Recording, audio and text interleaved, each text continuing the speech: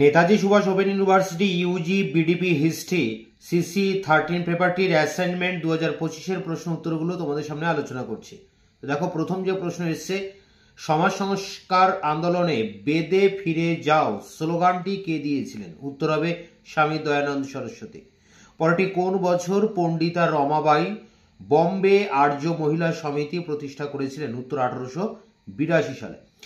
পরেরটি দেখো, কোন বছর প্রথম বাংলা ছাপাখানায় লাইনোটাইপ ব্যবহার করা হয়? 1935 সালে।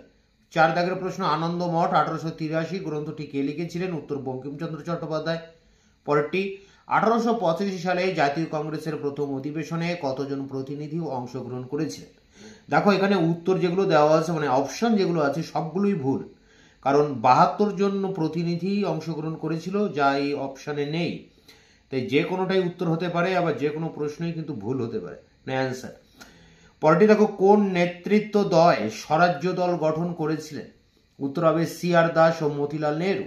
পরেরটি, আম্বেদকর ভারতীয় সমাজে কাদেরকে ব্রোকেন ম্যান বলে অভিহিত করেছেন? উত্তর হবে অস্পৃশ্যদের।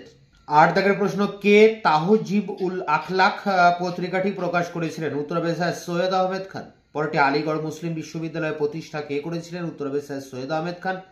পরেরটি, Hindu wife Hindu nation community religion and cultural nationalism 2002 গ্রন্থটি কে লিখেছেন? উত্তর হবে তনিকা সরকার। তো এই ছিল তোমাদের 13 পেপারটি সেট 1-এর কোশ্চেন অ্যান্ড অ্যান্সার। এগুলো সংগ্রহ করে পরীক্ষার প্রস্তুতি নাও। দেখা হচ্ছে অন্য ভিডিওতে। ততক্ষণ চ্যানেলকে সাবস্ক্রাইব করে রাখবে, বন্ধুদের কাছে শেয়ার করবে। ভিডিওটি ভালো লাগলে অবশ্যই একটা লাইক দেবে।